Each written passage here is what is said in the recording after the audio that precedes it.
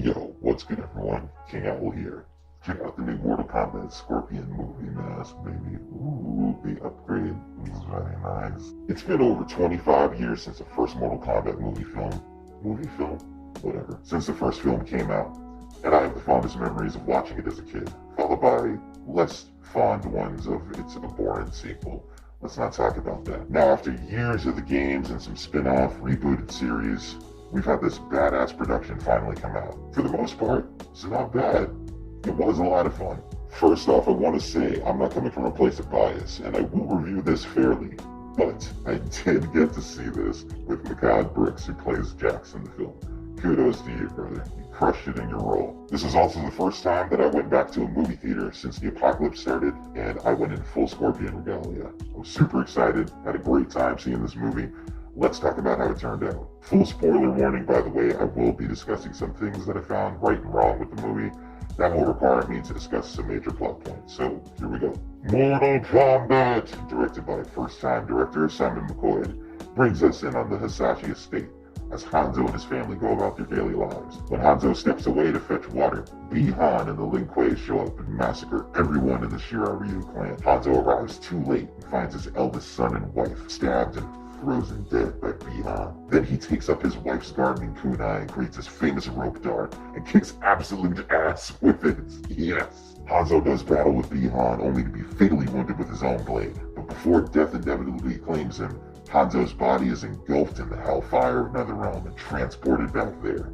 All of a sudden, Lord Raiden teleports in to save the one lone survivor, Hanzo's infant daughter, preserving the bloodline and setting us up for Mortal Kombat. This gives us our hook for the plot to go forward, as newcomer Louis Tan, who plays Cole Young, is a descendant of Hanzo, now a washed-up MMA fighter with a supportive wife and kid. Born with that iconic Mortal Kombat dragon marking, he's found by Jax when Jax recognizes it. Meanwhile, Shin Han's Shang Tsung, ruler of Outworld, is attempting to claim his 10th straight victory in Mortal Kombat by assassinating the competition early. So he sends Bi-Han, who is now Sub-Zero, after Earthrealm's champions. Cole and his family attempt to eat at McDonald's or something, when all of a sudden they're ambushed by Sub-Zero. Jax rescues them just in time and tells Cole that his mark means he was chosen to fight in Mortal Kombat. But before they can escape, they're forced to split up when Sub-Zero corners them, and Jax has probably his best origin for his arms ever.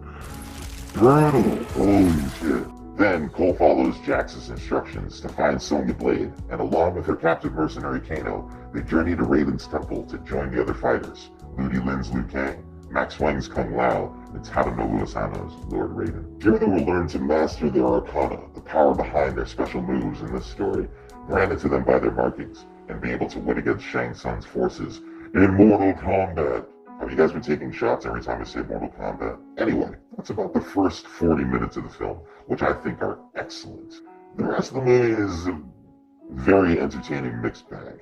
The pacing chugs a bit in the middle, and then the film sort of rushes to its conclusion. Some characters don't get nearly enough screen time, and some fights are... Unfortunately, the performances are all over the place, ranging from incredible to a joke. Let's start with the good. Hiroyuki Sanada and Joe Taslim absolutely crush it as our top bill favorites, Scorpion and Sub-Zero. Their fights are the most incredible in the film, as they should be, and finally bring a fully realized sense of both characters to the big screen in such an amazing way. Sanada absolutely nails the family man thrown into quiet rage of his opening scene, and then further sells his return as a vengeful wraith from the depths of hell. And Joe, my boy, went from the raid and the night comes for us to being a straight-up horror movie villain. Every time this man shows up, chills will go down your spine, not just because he freezes the areas he inhabits. He has such a menacing body language. Every time that he just gets into a fight, he toys and plays with everyone. And you can see him loving it, man. Especially in his fights against Cole and Jax. He's almost flirting with how powerful he is. And both Scorpion and Sub-Zero have plenty of their signature moves in their fights. Fantastic stuff. You can spot things straight out of the games in the choreography. It just sucks that Scorpion is barely in it. He's in the beginning, and then a couple of flashes real quick, and then the end. One big complaint. Let's talk about Cole. Cole Young, while a completely acceptable, ultimately harmless addition to the series, really only serves as an audience avatar. He's sadly not even given that much to do fighting-wise, apart from getting his ass kicked over and over again, and then developing literal plot armor. His line delivery is also pretty wooden. Overall, I don't mind the character of Cole, I just wish that they did it a little bit better. Also, I can't shake the idea that Scorpion was basically Cole's stand from JoJo's after he pierced himself with the stand arrow. But again, ultimately harmless, serviceable. Similar goes for Jessica McNamee as Sonya Blade. She's perfectly fine as Sonya, acting-wise. She fits the role on screen. But her fights are weirdly edited, and she's thrown into some tricking moves for like seemingly no reason sometimes. Barring her end fight, which I think is pretty decent, she doesn't really live up to her full potential here on screen. Mikael Brooks' Jax was awesome. My only complaint there is I needed more of him. He really only gets 2 fights in the movie, and the second one actually lasts like around 30 seconds, albeit it does end with a freaking amazing fatality. Jax and Sonya could have had a lot more to do together. Jin Han is serviceable as Shang Tsung, but not exactly threatening or fleshed out. He just sort of is there and is believably evil. And Tadanobu Usato is pretty much the same as his counterpart, Lord Raiden, just kind of there being a good guy. I did like how he told everyone that they suck when they first showed up to his temple, though. That was great. Nathan Jones as Reiko is literally a cartoon. He just growls and grunts and makes like the same hilarious face, like just several variants of like the same face. I don't think he has any lines of dialogue. CC Stringer looked dope as hell as Melina, and definitely embodies her physicality. She has a handful of lines, they worked. Unfortunately, like Sonya, she doesn't really get much to do apart from that. At least she looks cool. Hoping she gets to come back as Katana if they're going the twin route. Cabal, who was voiced by Damon Herman and played by a stunt actor, was really cool and funny. Definitely needed more of him. His effects on screen look really dope, really slick. And I love the updated design, which was closer to the new games. It was fun to watch do his thing. Goro's in this for one fight and one line of dialogue, and then that's it. What happened? Oh, it was probably the budget. Ludi Lin, I feel like, is a likable Liu Kang, if maybe his acting comes off a little wooden as well. But I thought he worked, especially with his dynamic with his bestie, Kung Lao, played by Max Huang, who steals the movie at points. Both of them are physically perfect for their roles, and particularly Kung Lao's personality is great. It's just a shame that he gets his soul sucked by Shang Tsung. Here's to hoping that he comes back, probably as a revenant somewhere later down the line. There's even a throwaway line by Shang Tsung that implies that that's going to be the case. Probably wondering, I've gone this entire time without talking about one character, and that's Kano. That's because Kano steals this fucking movie. Kano is fucking hilarious.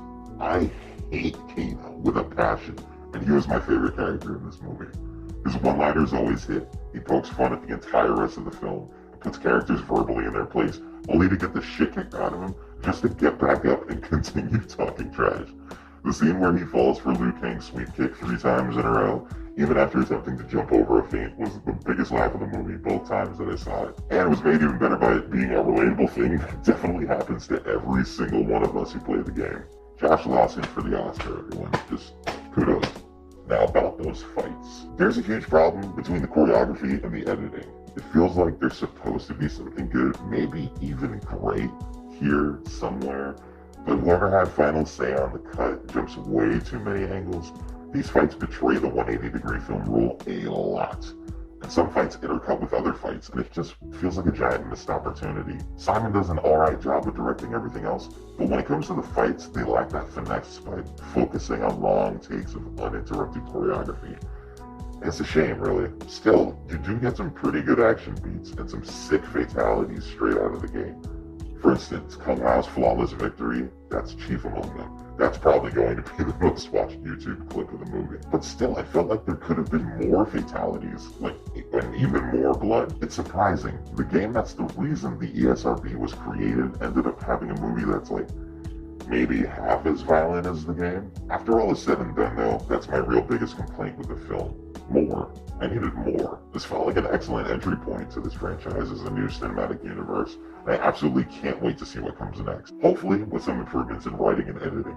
You can catch it on HBO Max. However, if you're a fan and you haven't already, I do actually recommend making this your first post-apocalyptic theater viewing. Theaters are playing it safe and limiting attendance, so you'll have plenty of room and you will be safe, just like I was. This movie is way better on a big screen with Dolby Atmos. It deserves it. Overall, I'm going to give this movie a friendship, because despite its brutal nature at the very end, it made me feel all warm inside. That's it for this review. What did you guys think of this movie? Have you seen it? Comment down below and all that other shit that YouTubers are supposed to say. Whatever, I don't care. I don't even know what I'm reviewing next, but I do know I will have a new mask. Look forward to that one. Okay, laters.